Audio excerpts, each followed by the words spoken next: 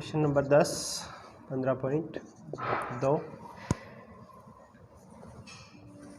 सबसे पहले आपको x का मान दिया है 33 से 36, 37 से 40, 41 से 44, 45 से 48, 49 से 52। पहले तो हमें इनके असंतत इसको संतत करना पड़ेगा। तो क्या करोगे आप, इन दोनों में इसका जो अंतिम और इसका प्रथम दोनों बराबर होने चाहिए। दोनों में 1 का अंतर है, तो इसमें आधा इसमें जोड़ देंगे और निम्न सीमा उसमें से आधा घटा देंगे 0.5। तो ये हो जाएगा 32.5 से 36.5। इसमें घटा दो निम्न सीमा में 36.5 से 40.5, उच्च सीमा में जोड़ देंगे 40.5 से 44.5, 44.5 से 48.5 और 48.5 से 52.5। ये x का मान हो गया। इसके बाद उनकी बारंबारताएं f 15, 17, 21, 22, 25।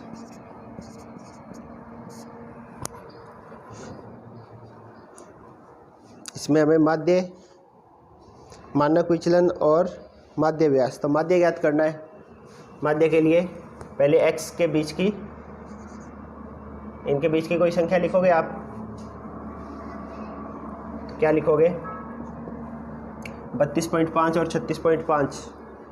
इनके बीच में कौन सी संख्या आएगी, तो दोनों का योग बटे 2। योग करोगे तो कितना आएगा 68, 69, 69।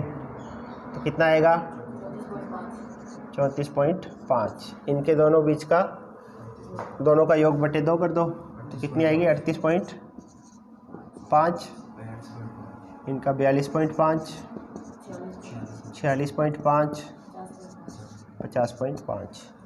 माध्य ज्ञात करना है तो कल्पित माध्य विधि काम में लेते हैं।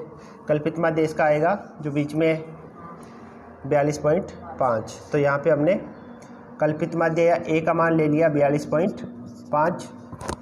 तो यहाँ पे अब d आ जाएगा x माइनस a।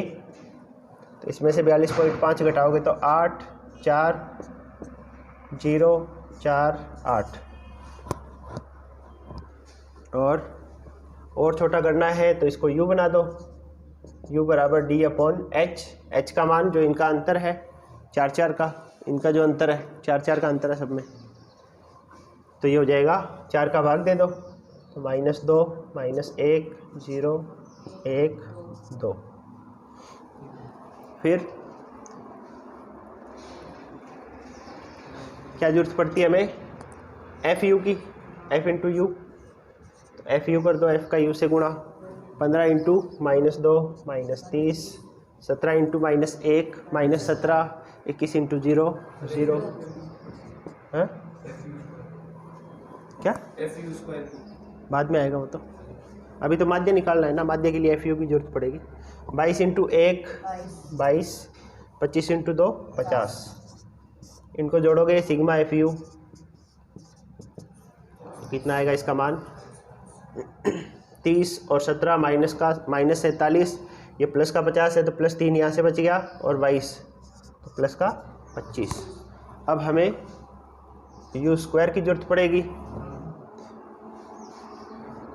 कहाँ पड़ेगी जरूरत, तो देख लेते हैं। हमारे पास सबसे पहले यहाँ जितना अपने निकाला है उससे माध्य ज्ञात कर सकते हैं। तो माध्य का सूत्र क्या हो जाएगा, a प्लस क्या होता है sigma F U upon sigma F into H, ये सूत्र होता है। तो a कितना माना हमने 42.5 प्लस सिग्मा एफ यू 25 बटे सिग्मा एफ 100 है क्या 100 इंटू एच का मान 4, यहाँ पे h का मान 4 लिया हमने, सरल करोगे तो 25 × 4 ये 1 हो गया, माध्य आ गया 43.5। तो अब यहाँ ये हमारी माध्य के लिए जरूरत थी। अब क्या याद करना है हमें, प्रसरण या मानक विचलन। चलो मानक विचलन यानी सिग्मा। तो इसका सूत्र अंडर रूट में आएगा, ये क्या आएगा, sigma F U square upon N minus sigma F U upon N का स्क्वायर। और बाहर एच स्क्वायर होता था प्रसरण में, ये मानक विचलन है तो यहाँ पे एच होगा, प्रसरण का वर्गमूल किया तो मानक विचलन आया, है ना, ये सूत्र है। तो अब इसमें एफ यू स्क्वायर चाहिए तो पहले यू स्क्वायर निकालो। यू यहाँ पे ये जो आया इसका स्क्वायर करोगे, -2 का स्क्वायर 4, -1 का स्क्वायर 1, 0, 1 का स्क्वायर 1, 2 का स्क्वायर 4, इसका एफ से गुणा कर दो, एफ यू स्क्वायर। तो एफ उधर है 15 × 4 60, 17 × 1 17, 0 से गुणा करोगे 0, 22 × 1 22 और 25 × 4 100। इनका योग करोगे कितना आएगा, 160 और 39 और जोड़ोगे तो 199, 199। अब ये इसमें मान रख दो, इसमें रखोगे तो h का मान है 4, under root F U square का मान 199/100 माइनस सिग्मा एफ यू कितना था 25/100 का स्क्वायर। अब इसको आगे सरल करना है।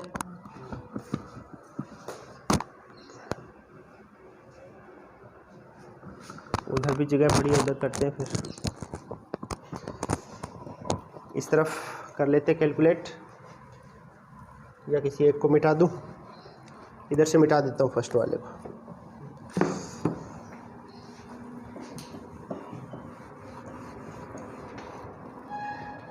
तो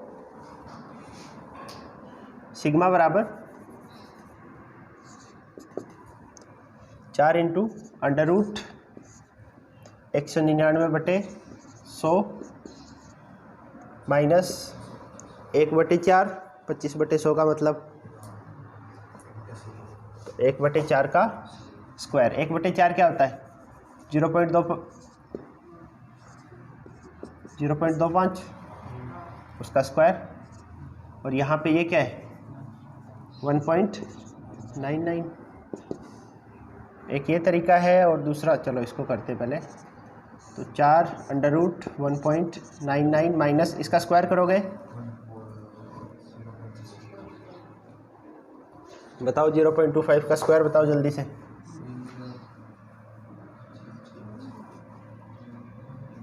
बता सकते हो तो बहुत बढ़िया, शाबाश।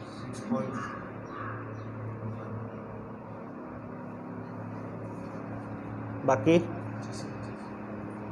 नहीं पता, 0.625। शाबाश।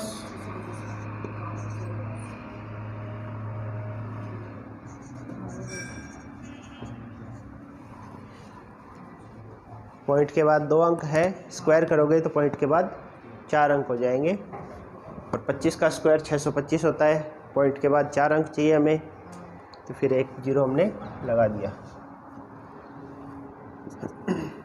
पता होना चाहिए कि 1 से छोटी संख्या जो है ना, 0 से 1 के बीच की संख्या है, उनका जब भी वर्ग करोगे तो संख्या छोटी होती है।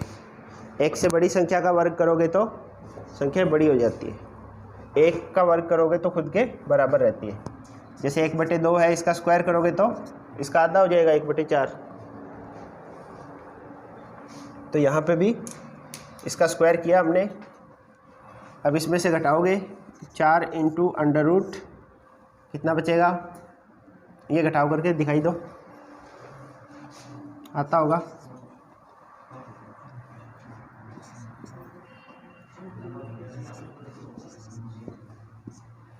ये आ गया।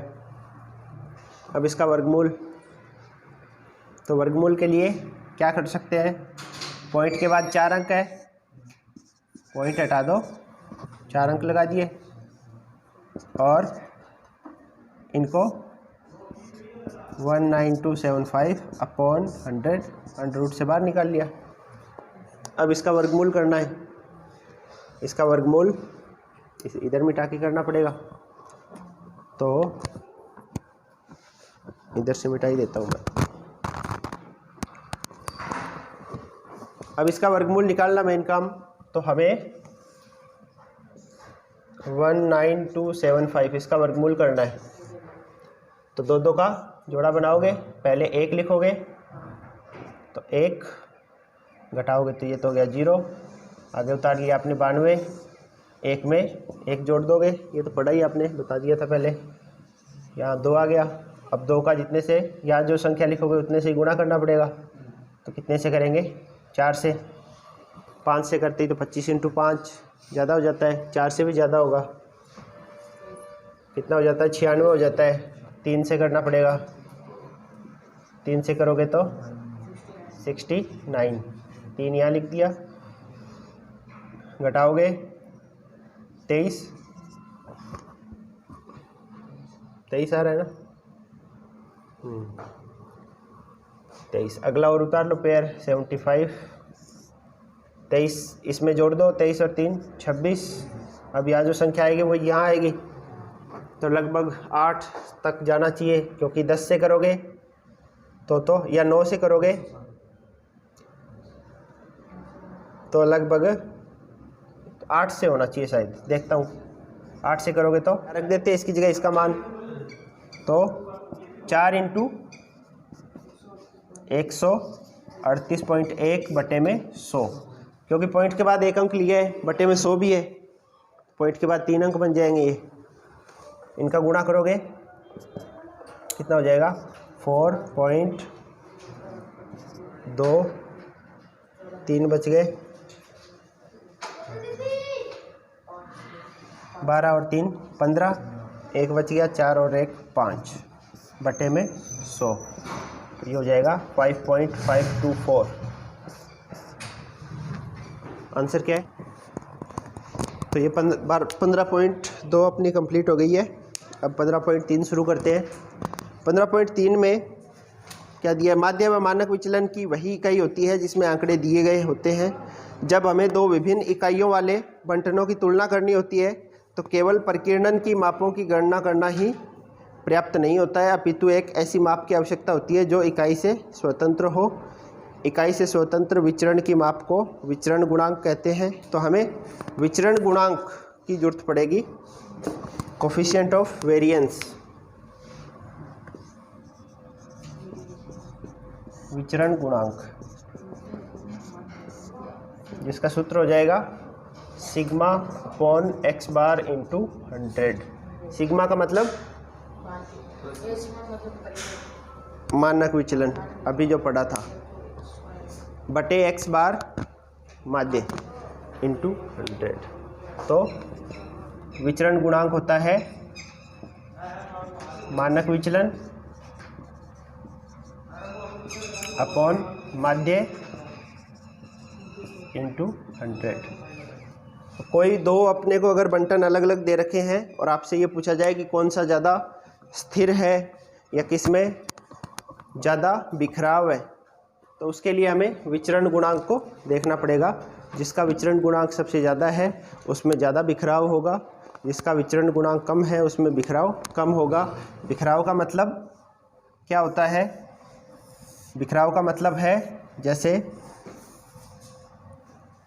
हमने कोई 5 छात्र लिए, 4 ले लिए और एक टेस्ट लिया, इन सब के नंबर 10-10 आ गए, 4 छात्र हैं, तो इनका माध्य कितना आएगा, 10 आएगा, राशियों का योग बटे राशियों की संख्या।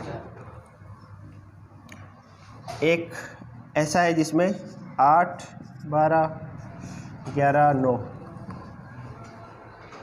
एक क्लास में बच्चों के ये नंबर आए, इनका भी माध्य लोगे तो कितना आएगा, राशियों का योग 40 बटे 4 10, एक और क्लास है जिसमें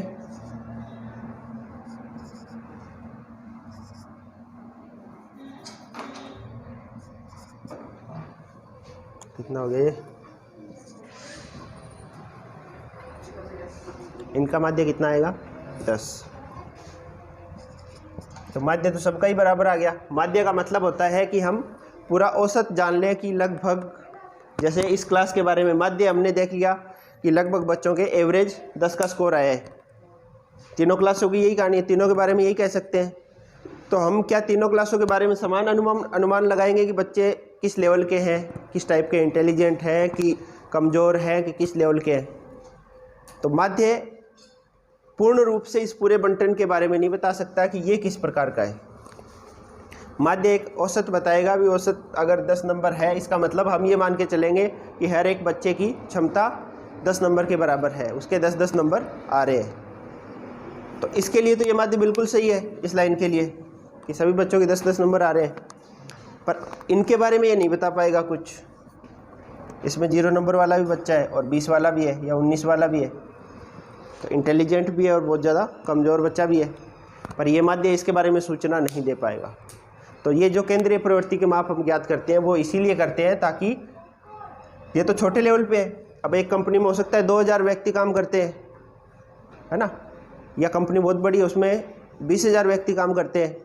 अब कम वहाँ पे ये सारा काम आता है।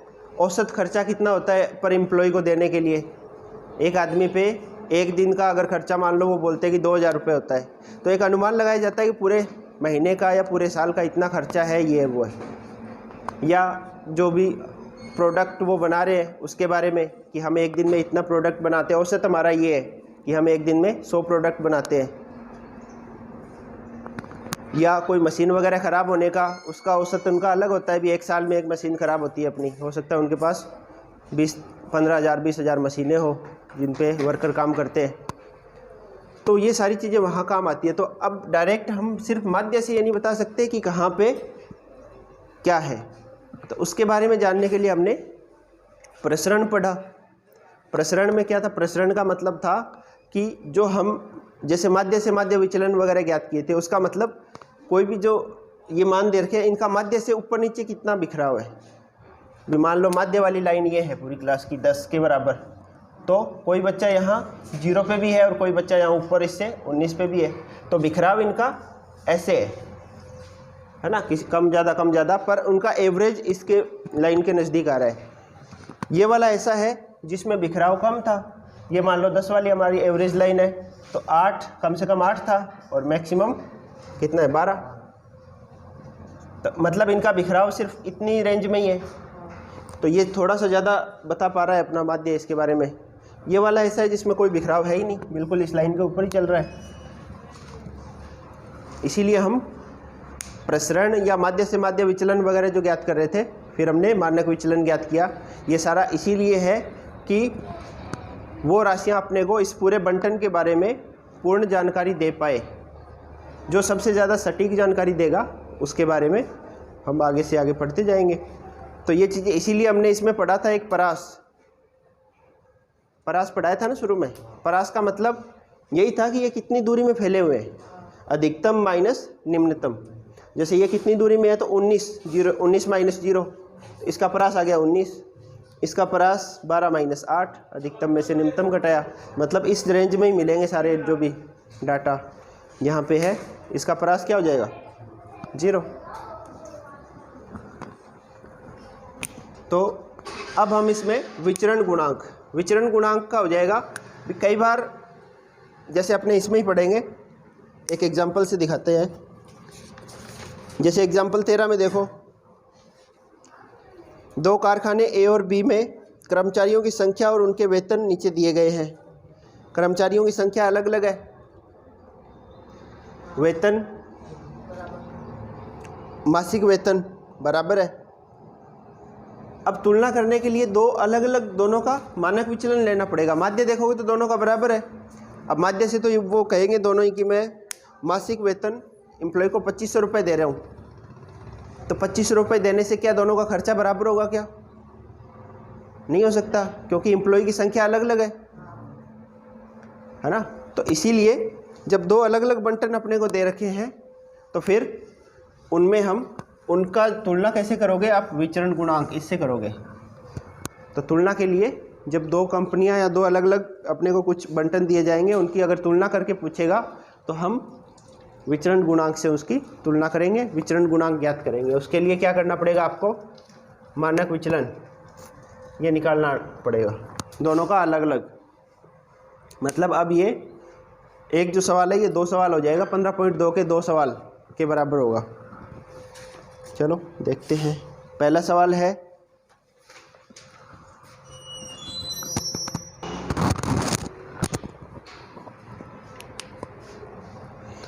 15.3 का पहला सवाल।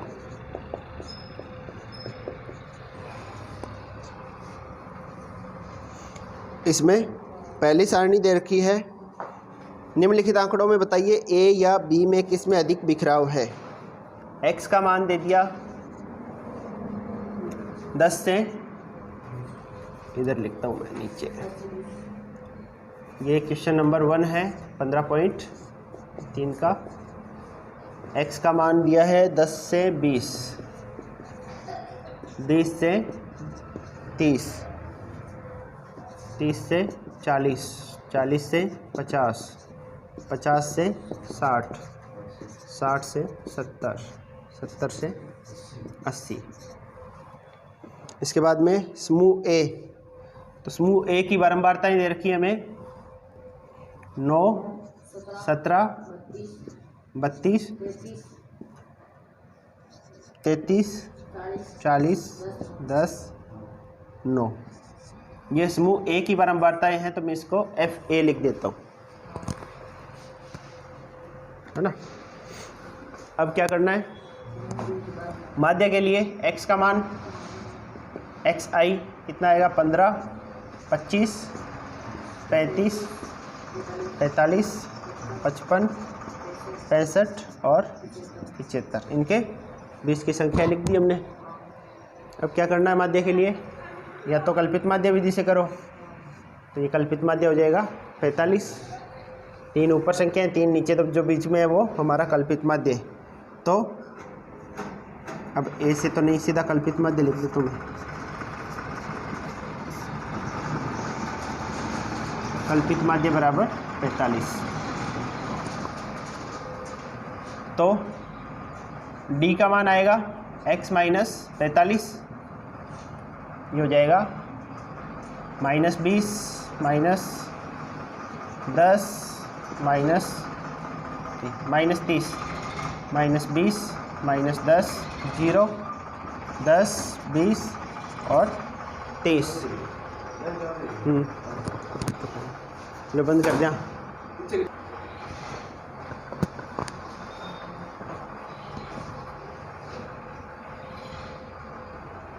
तो कल्पित माध्य 45, ये इसमें से घटा दिया। अब u का मान ज्ञात कर लेते हैं। u बराबर d/h। लाइव कौन रिकॉर्डिंग है, काट देगा।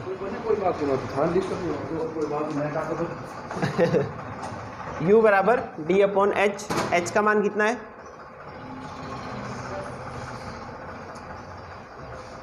h का मान कितना है तू बता। 10। इनका जो अंतर होता है वो h होता है, या इनका अंतर, दोनों बराबर ही आएंगे हमेशा। तो h का मान 10 यानी d/10। तो ये हो जाएगा -3, -2, -1, 0, 1, 2, 3। अब f इंटू यू करोगे तो 9 इंटू -3 माइनस का 27, 17 इंटू -2 -34, 32 इंटू -1 माइनस का 32, 0, 40 इंटू 1 40, 20, 10 इंटू 2 20, 9 इंटू 3 27। हाँ, सिग्मा एफ यू इनका जोड़ना पड़ेगा इनको, तो 27 से 27 कट जाएगा, ये हो गया 60 और ये हो गया माइनस का 64। तो कितना बचा? माइनस का 6 सिग्मा एफ यू। इससे तो माध्य निकालेंगे, अब u स्क्वायर मानक विचलन के लिए, तो u का स्क्वायर कर दो, 9 माइनस 2 का स्क्वायर 4, 1 0 1 4 9, और एफ यू स्क्वायर, तो f का गुणा कर दो, 9 इंटू 9 81, 17 इंटू 4 68, 32 इंटू 1 32, और 33 इंटू 0 0, 40 इंटू 1 40, 10 इंटू 4 40, 9 इंटू 9 81।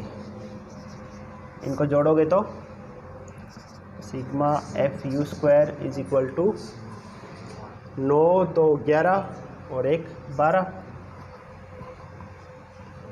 1 बच गया 9 और 8 17 20 और 34 342। तो अब पहले तो माध्य ए का, पहली जो श्रेणी है उसका माध्य क्या आएगा, A plus sigma F U upon N, N का मान कितना है,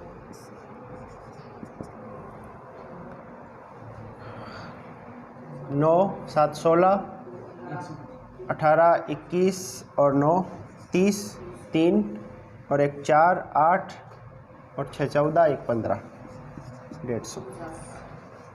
ए का मान हमारा था 45 कल्पित माध्य, प्लस सिग्मा एफ यू का मान माइनस का 6 बटे में 150 इंटू एच, एच का मान 10,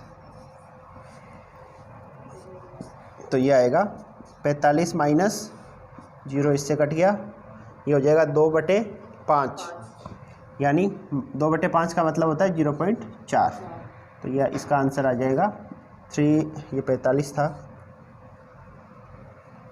45 में से 0.4 घटाओगे 44.6, यह आएगा 44.6। और यहाँ से इसका सिग्मा ए मानक विचलन ए का सूत्र इसका h under root sigma F U square upon N minus sigma F U upon N का होल स्क्वायर। इसमें मान रखोगे h का मान 10 under root sigma F U square 342 बटे 150 150 minus sigma F U minus 6 बटे एन का मतलब 150 का स्क्वायर।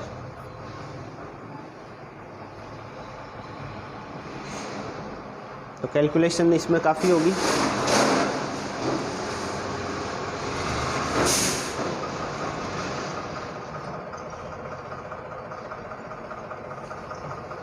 डेढ़ सौ तो बाहर ले लें अंडर रूट में, उसका भी वर्गमूल तो नहीं कर पाएंगे।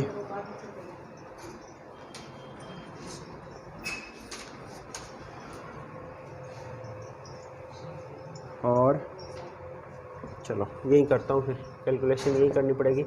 10 अंडर रूट 150 का स्क्वायर, ये एलसीएम ले लो, इसके पास स्क्वायर है 150 का बटे में, तो इसका 150 से गुना हो जाएगा। 150 इंटू 342 माइनस 6 का स्क्वायर 36, ये अंडर रूट से बाहर आ जाएगा, तो 10 बटे 150 और अंडर रूट में इनका गुणा करोगे 15 का कर देते हैं इससे, 30 3 60 और 3 63, 6 45 और 6 51 माइनस 36, ये 0 से 0 कट गया, 1 बटे 15 और अंडर रूट में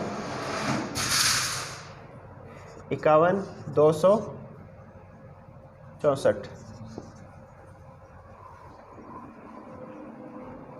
51 264 का वर्गमूल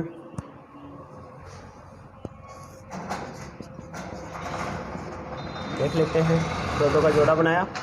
अब 5 है, 5 से छोटी संख्या पूर्ण वर्ग 2 होती है, 2 का स्क्वायर 4, 2 को यहाँ लिख दिया, 1 बच गया, अगला पैर उतारा, इनको जोड़ेंगे 4, फिर कितने से गुणा करें 3 तो ज़्यादा हो जाएगा, 2 से ही करना पड़ेगा 84। तो ये कितना बचेगा 16 और 12 28। अगला पेयर उतार लो 64, ये 2 यहाँ और लिख देता हूँ मैं, ये वाला, ये जोड़ोगे तो 44। अब इसको कितने से गुणा करें 1 करोगे तो 400 और ये है 2800, तो 6 से करना पड़ेगा, 7 से तो शायद ज़्यादा हो जाएगा। 6 से करके देखें तो 36, 3 24 और 3 27, 2 24 और 2 26, तो यहाँ पे 6 आ जाएगा और ये होगा 8, यहाँ पे आएगा 15 में से 7 गए तो 8 1 188। हम पॉइंट दशमलव के बाद में एक अंक और लिख देते हैं। पॉइंट के बाद में यहाँ 00 उतार लिया और यहाँ पे इसको जोड़ोगे तो 452। अब कितने से गुणा करोगे, ये है 18,800, यहाँ पे 1 से करोगे तो ये 4000 होगा, तो लगभग 4 से मान लो, 4000 का 4 से गुणा करोगे तो 16,000 होता है, ये 18,000, तो लगभग 4 आएगा। तो हमारा 226.4, इसका मान यहाँ रखो तो 226.4 बटे 15, ये आ जाएगा 1, 7 बच गए 76, 5 से करोगे तो 75, 1 फिर बच गया 14, तो लगभग 9, 15.9। ये क्या आया, मानक विचलन। हमें क्या करना पड़ेगा, मानक विचलन है, इसका विचरण गुणांक ज्ञात करना है ना। तो अब इसका विचरण गुणांक लिखेंगे, मिटा दिया क्या, सही था ये। अब इसका विचरण गुणांक,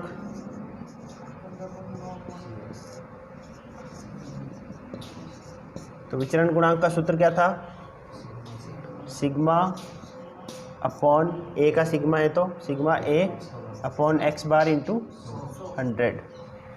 तो सिग्मा ए ये हो गया 15.9 बटे इसका माध्य, यहाँ पे निकाला 44.6 इंटू 100, तो कितना आएगा, ये पॉइंट से पॉइंट कट जाएगा और 159.00 बटे 446, इसका भाग दोगे तब इसका विचरण गुणांक आएगा। तो कैलकुलेशन तो इनमें काफ़ी है, 2 से काटो पहले तो ये हो जाएगा 223 और ऊपर काटोगे तो 7950, तो ये आएगा, इधर लिख देता हूँ मैं 7950/223, इसको काटा तो ये आ गया। अब इसमें भाग देना पड़ेगा, भाग दो, 3 तक जाएगा, 3 से करोगे तो 669 इसमें से घटाओगे, भाग विधि, चलो इधर भाग दे के दिखाते हैं, आप भाग देना भी सीख लेते हैं। 7950/223, 3 से गया तो 669, कितना बच गया,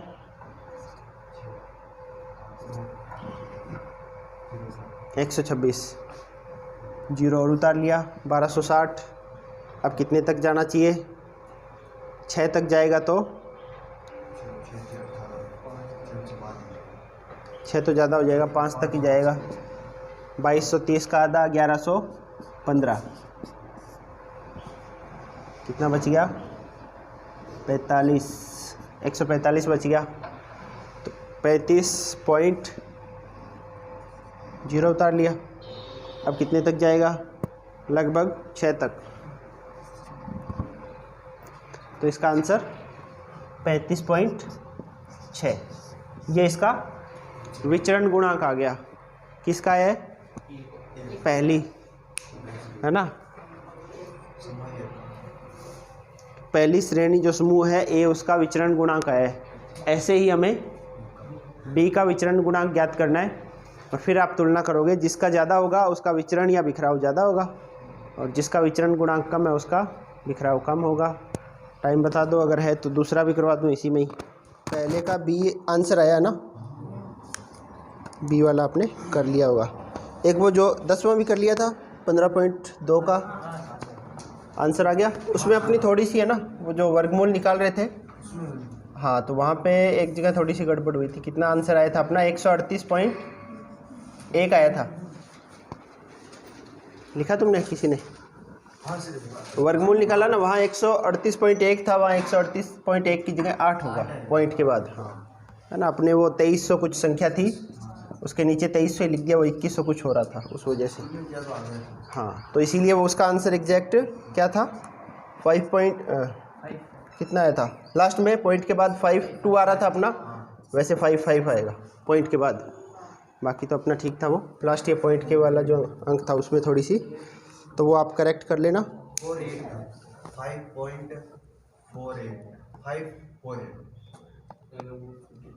5.5 के आसपास आएगा, देख लेना उसमें। चलो दूसरा करते हैं। दूसरा क्वेश्चन है, शेयरों x और y के नीचे दिए गए मूल्यों से बताइए कि किसके मूल्यों में अधिक स्थिरता है। स्थिरता का मतलब हो गया जिसमें बिखराव कम होगा, यानी कि अपने को प्रसरण गुणांक ही ज्ञात करना पड़ेगा इसमें भी। परिसर से वो पता नहीं चलेगा ना बिखराव कितना है। हो सकता है दो राशियां, मान लो जैसे कल वाला एग्जांपल था 0 और 19 या 0 और 20 और बाकी सब हो 10 10 10। अब इनका माध्य लोगे तो 10 ही आएगा। अब इसमें परास लोगे तो परास तो 0 से लेके अधिकतम 20 है, न्यूनतम 0 है, तो परास तो 20 आ गई, पर बिखराव सिर्फ 2 में ही है, बाकियों में तो नहीं है। तो इससे हमें पूरा पता नहीं चलेगा। प्रसरण जो विचरण गुणांक है वो ज्ञात करना पड़ेगा। विचरण गुणांक का सूत्र कल क्या बताया था, याद है किसी को? मानक विचलन बटे में माध्य इंटू 100 विचरण गुणांक। तो इसमें हमें विचरण गुणांक देखना पड़ेगा। तो x का मान हमें दे रखा है क्वेश्चन नंबर 2 15.3। x का मान है 35, 54, 52, 53, 56, 58, 52, 50, 51, 49। और y का मान है, y वाला थोड़ी सी जगह छोड़ के यहाँ लिखता हूँ मैं। y का मान क्या दिया है? 108, 107, 105, 105, 106, 107, 104, 103, 104, 101। दो अलग अलग शेयर बाज़ार के आपको ये दे दिया बंटन x और y। तो सबसे पहले हमें दोनों का विचरण गुणांक निकालना है, तो माध्य निकालना पड़ेगा। सिर्फ x दिया है तो माध्य कैसे निकालोगे? इनका राशियों का योग बटे राशियों की संख्या। तो इसका माध्य कितना आएगा? इनका योग करो, कितना है? 5, 4, 9, 11, 14, 20, 28, 30, 40, 4, 4, 8 और 20, 30, 40 और 8, 48। 8 ही था क्या यहाँ पे? 4 था ना, फिर तो 44 और 3, 47। अच्छा हाँ 48 आएगा ना, 48 और 3 51, 510 आ रहा है ना। 510। ऐसे ही सिग्मा वाई करोगे आप तो इसका मान 8, 7, 15, 20, 25, 31, 38, 42, 45, 50, 5 और 1, 2, 3, 4, 5, 6, 7, 8, 9, 10, 100। तो 105, 1050। तो माध्य x का जो माध्य है उसका मान क्या आएगा, सिग्मा x अपॉन, तो राशियों का योग 510 बटे कुल कितनी राशियां हैं, 3, 3 6, 3 9 और 1 10, तो इसका माध्य तो आ गया 51। और y बार, y का माध्य 10 राशियां हैं और 1050 योग है इनका, तो इसका आ गया माध्य 105। माध्य निकाल लिया। अब क्या करना होता है यहाँ पे, क्या सूत्र है हमारा, प्रसरण का या मानक विचलन का, या तो x माइनस एक्स बार वाला वो लगा सकते हो, और या फिर जो हमारा, क्योंकि हमने माध्य निकाल लिया है तो मानक विचलन यानी सिग्मा ए पहले वाले का या सिग्मा x बराबर, इसका सूत्र क्या होगा, सिग्मा एक्स स्क्वायर बटे n माइनस सिग्मा x या x बार, माध्य लिख दो इसको, माध्य का स्क्वायर। तो माध्य तो निकाल रखा है, बस x का स्क्वायर करना है, तो इसका स्क्वायर कर दो। x स्क्वायर का मान 35 का स्क्वायर कितना आएगा, कैलकुलेशन बड़ी हो जाएगी ना, और x माइनस एक्स बार वो वाला करें तो फिर उसका स्क्वायर करना है, वो ज़्यादा नहीं होगा है ना, वो ज़्यादा नहीं होगा। चलो x माइनस एक्स बार करते हैं,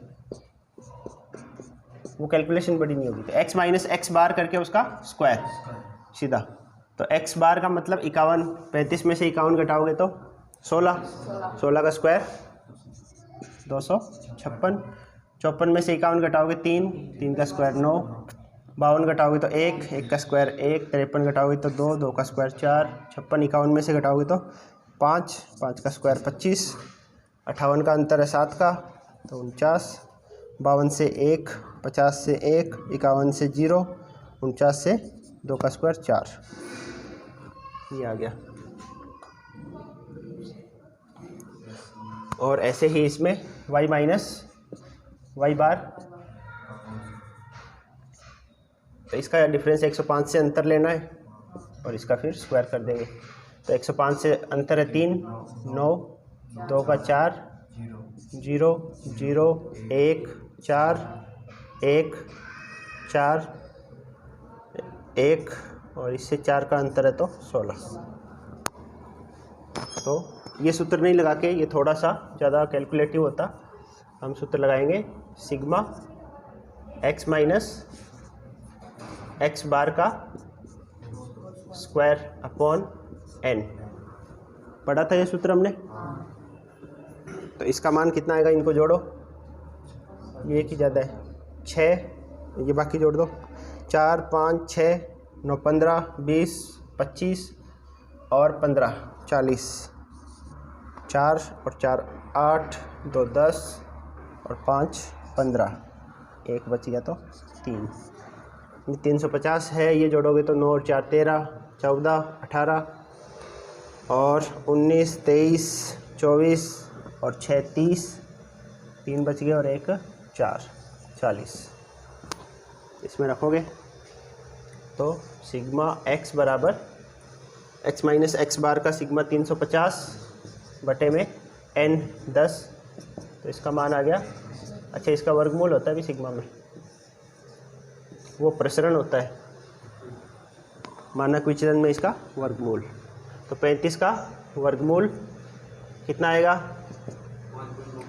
6 का, 36 का वर्गमूल 6 होता है, तो उसके जस्ट नज़दीक आएगा। एग्जैक्ट देखना हो तो वही तरीका, 35 2 का पेयर बनेगा तो वही है, 5 तक पूरा जाएगा, 25, 10 बच गया तो यहाँ 5 लिख दिया, उसके बाद में पॉइंट यहाँ पे भी 5 से गुणा किया तो ये 10 हो गया। अब 2 जीरो और उतार लो तो 109 का 9 से गुणा, ये 981, 5.9, ये बच गया 19, फिर 2 जीरो उतार लो, ये हो गया 118। अब कितने तक जा सकता है, अगर 1 से करोगे तो ये 1000 है, ये 1 तक ही जाएगा, तो लगभग 5.91। ठीक है, तो इसका मान आएगा लगभग 5.91। और सिग्मा वाई का मान, इसका मान क्या आएगा, इसको पर मिटाई देता हूँ मैं।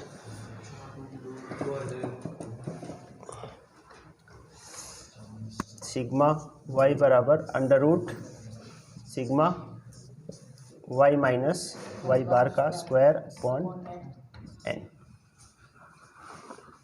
तो इसका मान आएगा अंडर रूट 40/10। तो ये हो जाएगा हमारा 2। तो इसमें ज़्यादा वेरिएंस, ज़्यादा स्थिरता किस में, ये पूछ रखा है ना, अधिक स्थिरता किस में है, तो जिसमें अधिक वाई में अधिक स्थिरता होगी, क्योंकि इसमें प्रसरण जो विचरण गुणा, अच्छा अभी तो मानक विचलन ही आया, विचरण गुणांक निकालना हमें, यहाँ लिखता हूँ विचरण गुणांक। तो इसका सूत्र हो जाएगा sigma upon x bar into 100। तो पहले वाले का देखें विचरण गुणांक, तो सिग्मा ए अपॉन एक्स बार इंटू 100, तो ये है 5.91 अपॉन एक्स बार 51 इंटू 100, तो 591/51। इसका मान कितना आ जाएगा, 1 तक जाएगा, 8 बच गए 81, 1 तक 0.100, लगभग 2 तक मान लो, 11.2।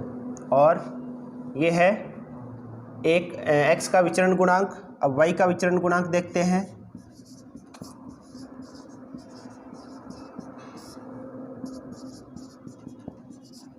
तो y का विचरण गुणांक होगा sigma y upon Y bar into 100। इसका मान कितना आ रहा है, 2/105 इंटू 100। तो ये 200/105 यानी 1.95 बच गए, 950, तो लगभग 9 तक लगभग। तो इसका मान आ गया 1.9 के लगभग, और इसका 11.2। तो इसका मतलब है ज़्यादा स्थिर कौन सा है, y का विचरण गुणांक कम है, इसका मतलब वो ज़्यादा स्थिर है।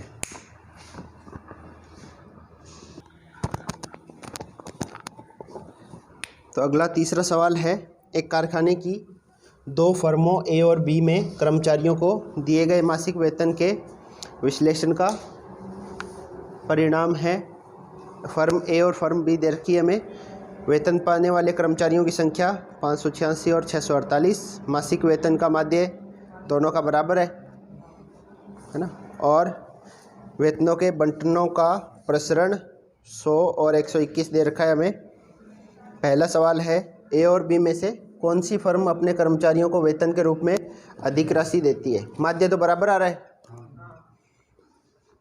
ज़्यादा पैसा कौन खर्च करती है वो देखना है। और व्यक्तिगत वेतनों में किस फर्म ए या बी में अधिक विचरण है।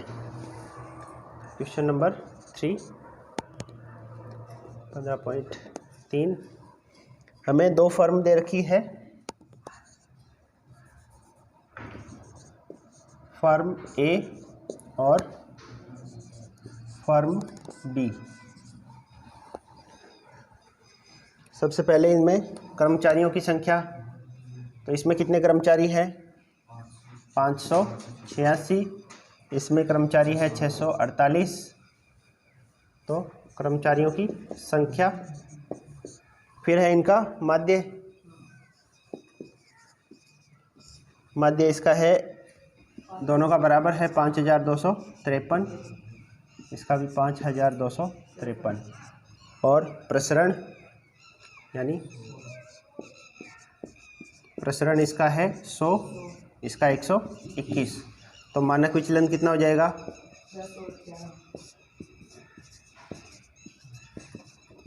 मानक विचलन क्या होता है, प्रसरण का वर्गमूल होता है। इसका वर्गमूल लोगे तो 10, इसका वर्गमूल करोगे तो 11।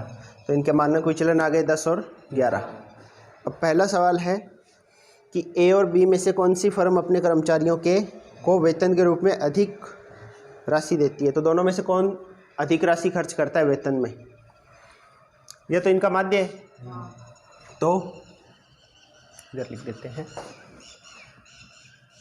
फर्म ए द्वारा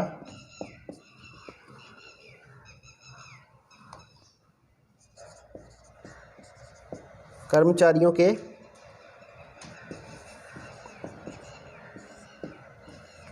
को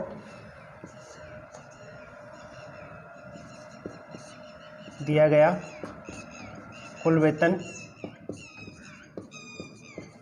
बराबर औसत ये है और कुल कर्मचारी 586 है। तो कुल कितना वेतन खर्च होता है ये कैसे निकालोगे आप। 5253 इंटू कर्मचारियों की संख्या 586, इनका जब गुणा करोगे तो कुल वेतन कितना खर्च होता है ये आएगा। ठीक है, भी एवरेज एक कर्मचारी को 5253 रुपये दिए जाते हैं, तो और कुल कर्मचारी 586 है, तो कुल कितने खर्च होते हैं कंपनी द्वारा, फर्म द्वारा। तो इन दोनों का गुणा कर दिया जाएगा। बताओ गुणा करके कितना आ रहा है, जल्दी आंसर दो।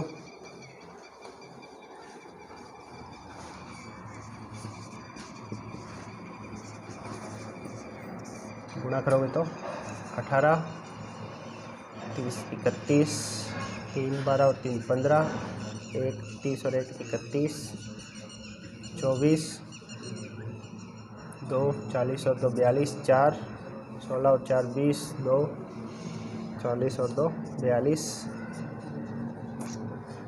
15,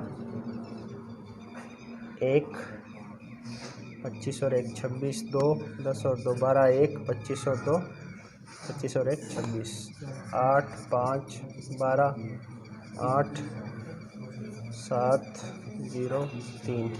कितना आ रहा है आंसर इसका, 30,78,258 रुपये। ये कंपनी ए द्वारा कुल खर्च किया जाता है। इसी प्रकार कंपनी बी द्वारा कितना खर्च किया जाता है, फर्म बी द्वारा, ये भी निकालो, है ना। तो बिल्कुल same to same, firm B द्वारा कर्मचारियों पर खर्च किया गया कुल वेतन, इसका जब वेतन निकालेंगे हम तो ये कितना आएगा। तो फर्म बी द्वारा कुल कितना खर्च किया जाएगा, इन दोनों का गुणा करेंगे हम। उनका औसत है 5253 और कुल कर्मचारी है 648, तो इसका मान आ जाएगा 34,03,244 तो पहला सवाल था कि किस फर्म द्वारा कर्मचारियों को वेतन के रूप में अधिक राशि दी जाती है। तो फर्म बी द्वारा कर्मचारियों को वेतन के रूप में अधिक राशि दी जाती है। फर्म ए 34 लाख के आसपास रुपए देती है, जबकि फर्म ए 30 लाख, तो फर्म बी द्वारा अधिक राशि दी जाती है। दूसरा सवाल है इसमें, विचरण अधिक किस में है। तो अपने को विचरण गुणांक निकालना पड़ेगा। तो फर्म, ये तो फर्स्ट था इसको, हाँ, और ये सेकंड। अब फर्म ए का विचरण गुणांक कैसे निकालेंगे हम, सिग्मा ए अपॉन ए का बार या एक्स बार, इसका जो माध्य है, इंटू 100। इसमें जब मान रखोगे आप, सिग्मा ए मतलब फर्म ए का मानक विचलन 10 बटे इसका माध्य, माध्य में दे रखा है 5253 इंटू 100, तो 1000 बटे इसका मान आ गया 1000 बटे में 5253। ठीक है, विचरण गुणांक। और फर्म बी का, इसको आगे भी सॉल्व कर सकते हैं। फर्म बी का विचरण गुणांक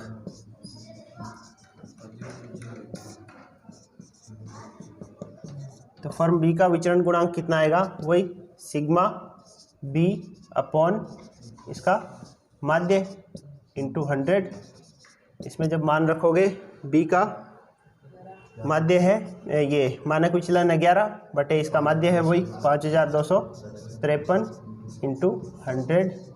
सरल करोगे तो ये आएगा 1100 बटे 5253। हमें कम और ज़्यादा बताना है, बस पूरा सरल करने से मतलब नहीं है। तो हम बता सकते हैं इन दोनों में से कौन सा ज़्यादा आएगा। अगर हर दोनों का समान है बटे में, तो अंश वाली संख्या जो बड़ी है वही भिन्न बड़ा होता है। तो इसमें ज़्यादा किसका विचरण गुणांक ज़्यादा बी का है, ये। हाँ, तो ये क्या पूछ रहा है,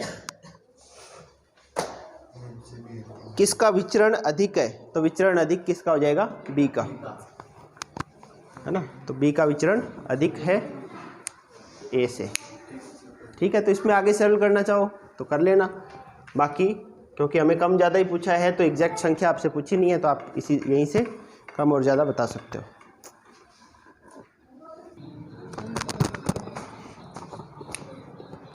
फोर्थ है, इसमें टीम ए द्वारा एक सत्र में खेले गए फुटबॉल मैच के आंकड़े नीचे दिए गए हैं। चौथा क्वेश्चन है इसका, किए गए गोलों की संख्या दे रखी है और मैच की संख्या ए, टीम ए के लिए, है ना। तो टीम ए का जो चार्ट है यहाँ पे एक्स का मान दे रखा है 0 1 2 3 4 और इनकी बारंबारताएं 1 9 7 5 3।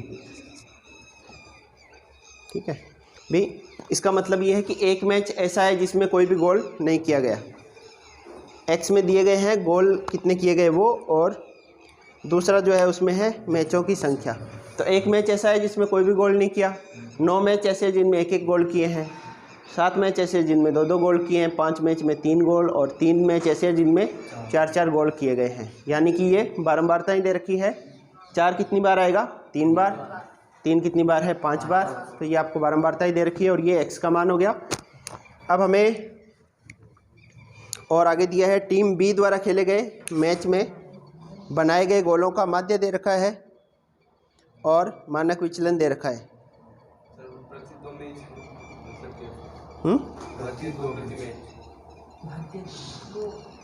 माध्य 2 प्रति मैच, यहाँ प्रति मैच नहीं देना चाहिए, माध्य का मतलब वही होता है हर एक मैच का एवरेज। और मानक विचलन 1.25। किस टीम को अधिक संगत या कंसिस्टेंट समझा जाना चाहिए। कंसिस्टेंट कौन सी होगी, जिसका, हाँ, स्थिर कौन सी होगी जिसमें प्रसरण कम होगा या विचरण कम होगा, बिखराव कम होगा, है ना। तो हमें इसमें विचरण गुणांक ही देखना है। जिसका विचरण गुणांक कम होगा वो टीम अधिक कंसिस्टेंट होगी। तो इसके लिए पहले हमें इसका विचरण गुणांक निकालना पड़ेगा। तो पहले इसका माध्य ज्ञात करना पड़ेगा। तो f इंटू एक्स, f निकालोगे तो 0 9 14 15 12। सिग्मा f करोगे तो कितना आएगा, 12 और 15 27 और 41 और 9 50। इसका 10 और 17 और 8 25। तो माध्य कितना आ जाएगा, sigma f upon sigma f 50 बटे 25 यानी कि 2। माध्य 2 आ गया। अब हमें मानक विचलन ज्ञात करना है। तो मानक विचलन के लिए कौन सा सूत्र है हमारे पास, fx² और निकाल लो। तो इस fx का x से गुणा कर दो तो ये तो 0 रहेगा। 9 इंटू 1 9, 14 इंटू 2 28। हाँ तो वही हो गया ना, fx को इससे गुणा करोगे तो स्क्वायर हो जाएगा। पहले वाले सवाल में अपने जो है ना, जैसे बाकी कल कर रहे थे, fu निकाला, फिर u² अलग निकाल के फिर fu² निकाल रहे थे, एक लाइन एक्स्ट्रा ही बढ़ा रहे थे। इसका डायरेक्ट u से गुणा कर देते हैं, डायरेक्ट fu² आएगा, ये लिखने की जरूरत नहीं पड़ेगी। अपने एक एक लाइन बढ़ा के लिख रहे थे। तो वैसे नहीं करके आप डायरेक्ट कर सकते हैं। जैसे इसमें भी नहीं तो क्या करते हैं, अपने एक्स स्क्वायर निकालो पहले, फिर एफ से गुणा करो, ज़्यादा बढ़िया। इसका एफ एक्स तो है ही, इसका एक्स से गुणा कर दो, एफ एक्स स्क्वायर आ जाएगा। तो 14 इंटू 2 28, 15 इंटू 3 45, 12 इंटू 4 48। इनका योग करोगे 8 16 और 9 25 और 5 30, 3 4 3 7 4 11 और 2 13, 130। तो अब हमें ए का मानक विचलन निकालना है, सिग्मा ए। तो मानक विचलन का सूत्र हो जाएगा under root sigma F X square upon N minus X bar का स्क्वायर, मध्य इसमें रखोगे तो under root sigma F X square का मान 130 बटे 25 माइनस इसका माध्य आ गया 2, तो 2 का स्क्वायर, तो ये हो जाएगा अंडर रूट 5.2 माइनस 4, तो अंडर रूट 1.2। अब इसका वर्गमूल 1.2 का वर्गमूल निकालना है।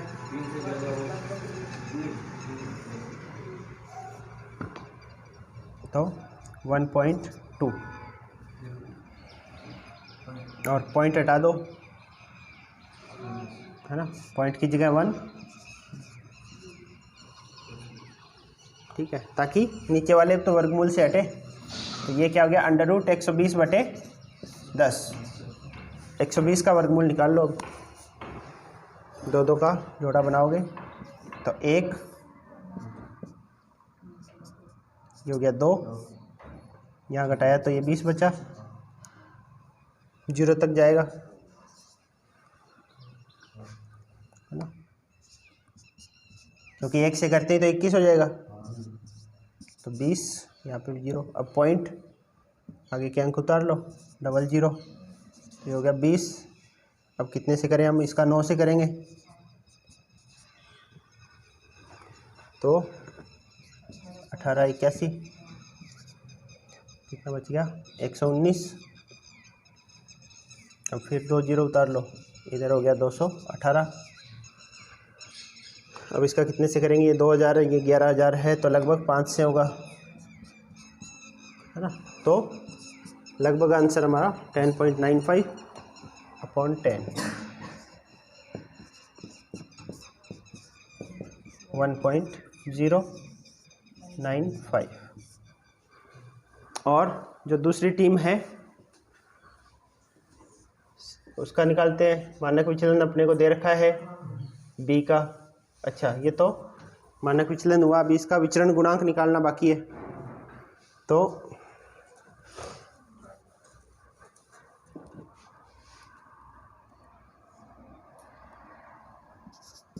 टीम ए का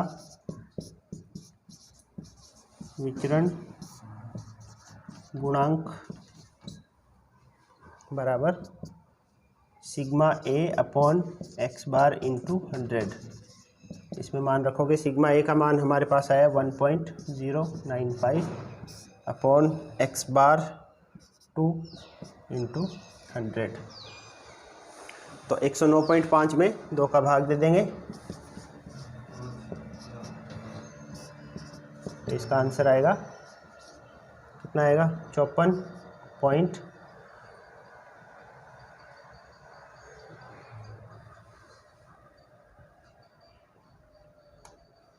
कितना आ रहा है अभी, चलो भाग ही दीजिए, 5 4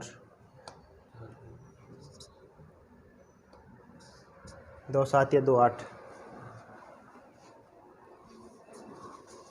ये है क्या, नहीं 5 1 बच गया 15,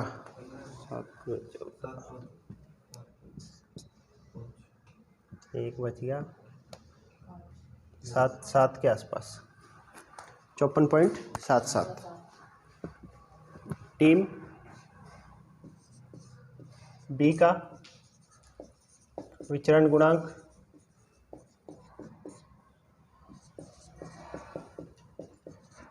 बराबर सिग्मा बी अपॉन बी का माध्य इंटू 100। तो सिग्मा बी इसका दे रखा है अपने को मानक विचलन 1.25 अपॉन माध्य भी दे रखा है आपको 2 इंटू 100। खैर माध्य बटे में 2 दे रखा है तो यहाँ से भी कंपेयर कर लेते सीधा। पर ये 125/2 यानी कि कितना आएगा 62.5। 125 का आधा 62.5। तो दोनों में से किसका विचरण ज़्यादा है, किसका विचरण कम है? कंसिस्टेंट चाहिए हमें, तो किसका विचरण कम है? टीम ए का विचरण कम है। तो इसीलिए ज़्यादा कंसिस्टेंट कौन सी टीम है? उसके बाद में लास्ट आंसर यहाँ लिख दोगे आप, टीम ए का विचरण गुणांक टीम बी से कम है, अतः टीम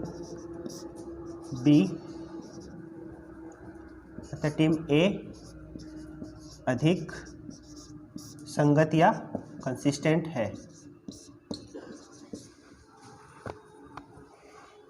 ये पूछा था कौन सी संगत या कंसिस्टेंट है, तो टीम ए अधिक संगत या कंसिस्टेंट होगी।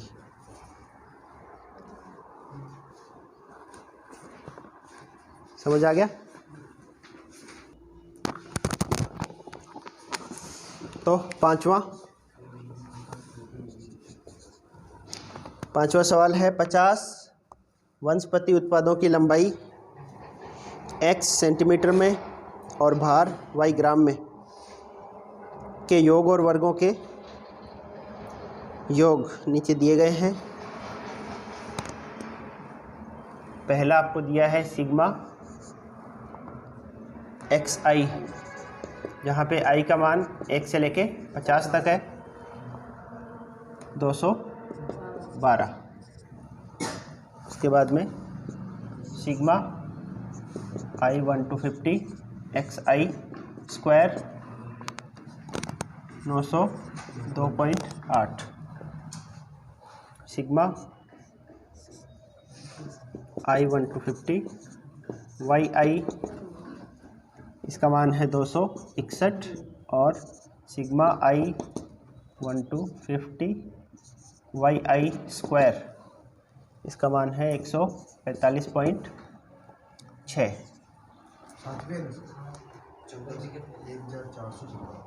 अच्छा 1457.6 वो 902.8। हाँ, तो ये 4 चीज़ें आपको दी है। इसका मतलब क्या हुआ, x तो यहाँ पे लंबाई है और y भार है। तो लंबाइयों का कितने हैं हमारे पास पौधे? कुल 50 पौधे हैं, पौधे मान लो या जो भी। तो उनकी लंबाइयों का योगफल 1 से लेके 50 तक, यानी कि x1 x2 x3 x50 तक का योगफल दे दिया आपको 212 और उनके वर्गों का योगफल ये दे दिया। ऐसे ही y उनकी लंबाई है, तो 50 पौधों की लंबाई का योगफल ये आ गया और उनके लंबाई का वर्गों का योगफल ये है। तो हमें इनका लंबाई या भार में किसमें अधिक विचरण है, यानी हमें दोनों का विचरण निकालना है। x का विचरण निकालोगे मतलब लंबाई का विचरण, और y जो है भार उनका उसका विचरण, और फिर बताना है कि किसका विचरण अधिक है। तो x का विचरण निकालने के लिए पहले हमें माध्य निकालना पड़ेगा, है ना। तो x का माध्य कैसे निकालेंगे? हाँ, सिग्मा xi, जहाँ i का मान 1 से लेके 50 तक है, अपॉन n, कुल जो है उनका योगफल राशियों का, अपॉन कुल कितनी है, तो 212/50। इसका मान कितना आएगा?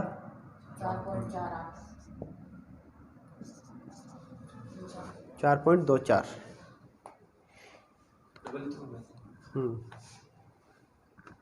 डबल ही होगा। ऊपर नीचे 2 से गुणा कर दो, नीचे 100 आ गया, 2 अंक छोड़ के पॉइंट लगा दो। ऐसे ही y का माध्य, तो sigma Y I where I 1 to 50 upon n, इसका मान आएगा 261/50, कितना हो जाएगा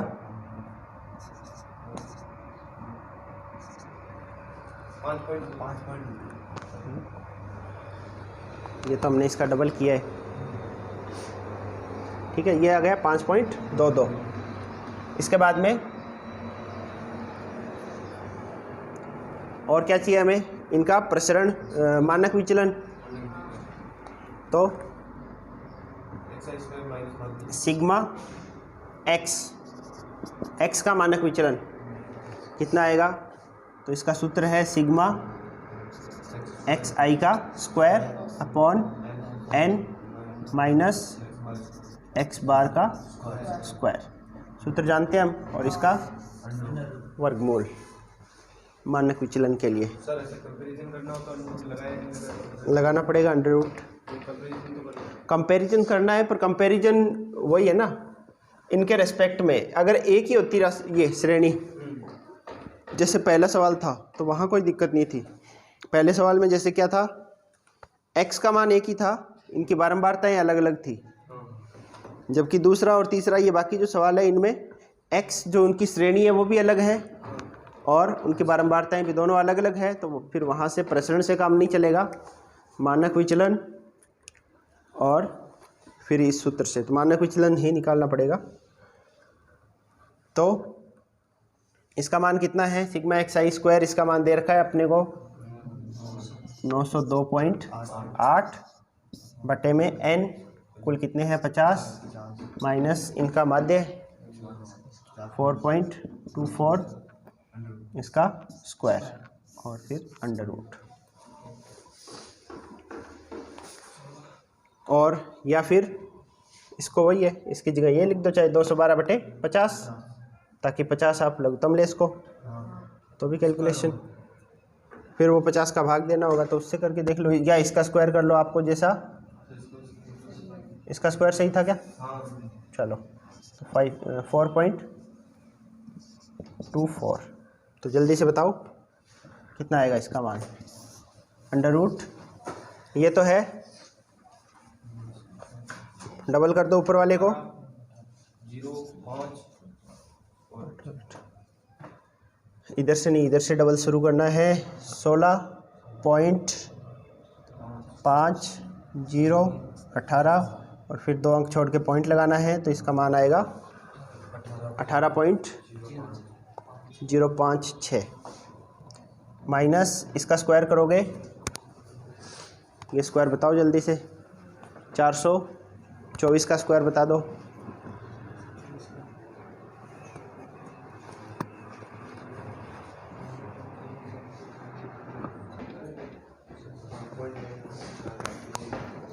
तो इसका मान आ गया 17.9776, इसमें से घटाओ 18.056, इसमें इसको घटाओ कितना आ रहा है बताओ, तो यहाँ से हमारे पास सिग्मा एक्स का मान अंडर रूट, घटाने के बाद कितना बचा 4,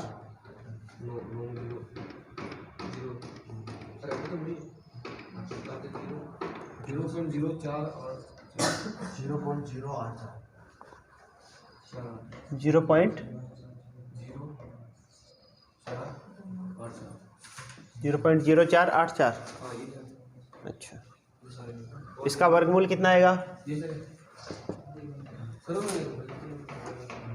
वर्गमूल 484 का वर्गमूल तो जानते हो तुम, जानते हो क्या, अंडर रूट 484 बटे 10,000, यानी अंडर रूट 484 बटे 100, 484 का वर्गमूल 22 का स्क्वायर कितना होता है, यही होना चाहिए, तो 22 बटे 100, यानी इसका आंसर कितना आया 0.22। ये मान आ गया हमारा, किसका आया, x का मानक विचलन। अभी विचरण गुणांक भी निकालना है, तो x का विचरण गुणांक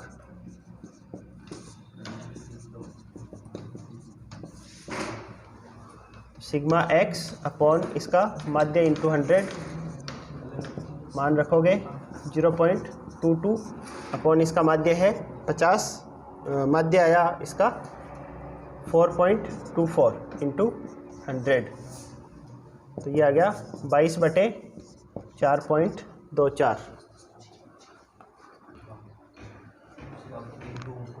या 2200/424, कट जाएगा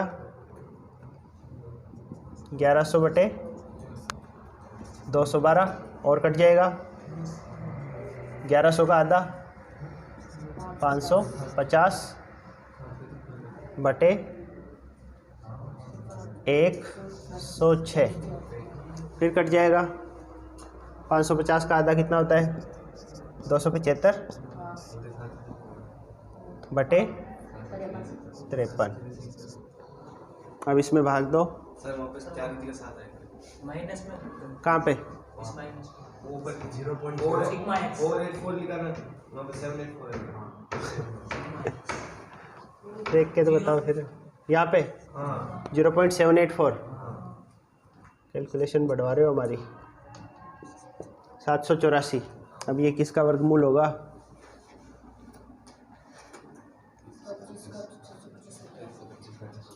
हम्म 28 का कितना होता है,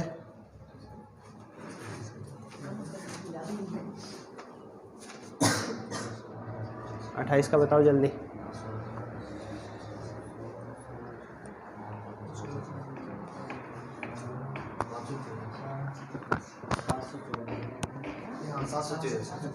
आ रहा है ना, चलो ठीक है। तो ये इसका वर्गमूल 28 हो गया, 0.28, यहाँ पे 0.28, तो ये हो गया 28, ये हो गया 2800/424, इसको 4 से काटेंगे तो ये होगा 700, और उसका आधा करोगे तो 350। अब इसमें भाग दोगे 53 का, कितनी बार जाएगा 6 से काटोगे तो ये 318.32 बच गया। 320 में 53 का भाग दोगे तो यही आएगा 6, 318 लगभग 6.6। अब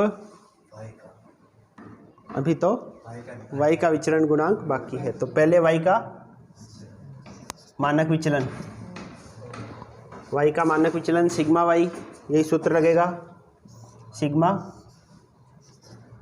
y square upon n minus y बार का स्क्वायर। तो सिग्मा y स्क्वायर का मतलब हो गया 1457.6 बटे में n का मतलब है 50 माइनस इसका माध्य आ गया 5.22, इसका स्क्वायर। इसको सरल करोगे तो क्या आना चाहिए, कैलकुलेशन खूब है,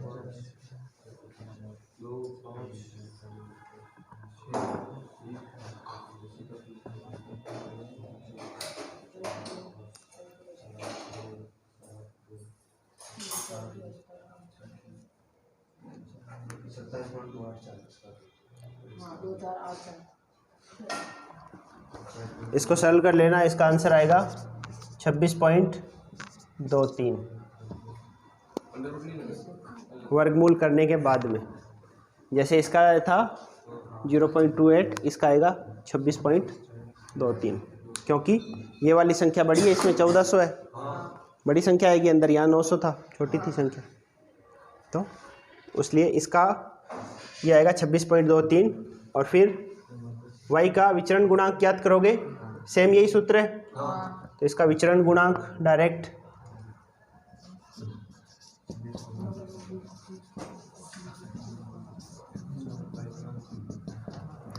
ये मिटा के कहीं लिखें, यहाँ से मिटा देता हूँ इसको मैं।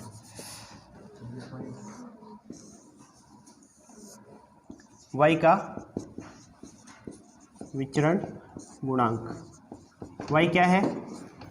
इसका भार, इसका विचरण गुणांक है सिग्मा y अपॉन y बार, इसका जो माध्य इंटू 100, इसका मान आया है हमारे पास 26.23 बटे में y बार, इसका माध्य 5.22 इंटू 100 यानी 2623 बटे में 5.22। 5 का अगर भाग दें हम तो लगभग कितना आता है? इसका डबल हो जाएगा और फिर एक अंक छोड़ के पॉइंट लग जाएगा, तो लगभग 262 का डबल हो जाता है, 500 के आसपास है ना, 500 के 502.40। आंसर याद है क्या? ये देख रहे हो, तो 500 के आसपास आएगा और इसका मान हमारा 6.6 आया था। तो किसका विचरण गुणांक ज़्यादा है या विचरण किसका ज़्यादा आएगा? हाँ, विचरण अधिक किसका है? तो इसका विचरण अधिक आएगा y का। y का मतलब क्या है? इसका भार। तो भार का विचरण अधिक होगा लंबाई से। तो आपसे कम या ज़्यादा ही पूछ रहा है तो हमें सीधा से पता चल रहा है कि इसका विचरण गुणांक ज़्यादा आएगा। तो पूरा सॉल्व पूरा करना है आपको कैलकुलेशन, पेपर में पूरा सॉल्व करना है, मेन तो आंसर देना है, पर किसका ज़्यादा कम है यहाँ, इसीलिए तो पॉइंट के बाद 1-2 अंक में गड़बड़ हो तो कोई ज़्यादा दिक्कत नहीं है। एग्जैक्ट अपना ये भी यहाँ पे अंतर देख लो, ये 500 में है, ये 26 पे है। अब इसके बाद पॉइंट के अंक अगर नहीं भी लिखते हैं तो भी अपने को पता चल रहा है ज़्यादा किसका है कम किसका है। सवाल आपसे कम या ज़्यादा का ही पूछा जा रहा है, तो वहाँ पे एग्जैक्ट पॉइंटों तक आना कोई ज़रूरी नहीं है। पर यह है कि मिस्टेक अगर मान लो हमसे यहीं पे हो जाए माध्य में या यहाँ, तो फिर वो मिस्टेक क्या हर बार बढ़ती जाएगी। माध्य में आई तो फिर वो इसका मानक विचलन करेंगे, वहाँ गड़बड़ होगी, मानक विचलन से फिर इसका विचरण गुणांक है, वहाँ गड़बड़ होगी, ऐसे करते करते वो। अब अंतर अगर ये मान लो 26.23 है, इसका मान मान लो 28 पॉइंट कुछ आ रहा होता, फिर दिक्कत है, फिर अपने को थोड़ा सा एक्यूरेट ज़्यादा रहना पड़ेगा पॉइंट में 1 या 2 अंक तक। अब ये तो डिफरेंस ही बहुत ज़्यादा है, तो यहाँ कोई ज़्यादा दिक्कत होने वाली नहीं है। इसमें तो पॉइंट के बाद के नहीं भी निकाले तो भी आइडिया से बता सकते हैं सिग्मा और इनका मान। तो इस हिसाब से इनमें थोड़ी मोटी मिस्टेक पॉइंट के बाद की अगर मिस्टेक होती है या पॉइंट के बाद के 1 अंक भी लिखो आप तो भी ठीक है। मिस्टेक तो मैथ के स्टूडेंट हो तो नहीं होनी चाहिए, पर पॉइंट के बाद 1 अंक तक अपना एक्यूरेट हो, उसके बाद के नहीं भी लिखो तो इसमें चल जाएगा। तो ये अपनी 15वीं प्रश्नावली कंप्लीट है।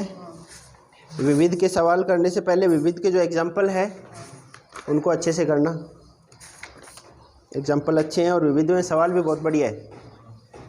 विविध के सारे सवाल करने हैं, जो सवाल नहीं आएगा वो अपने क्लास में करेंगे।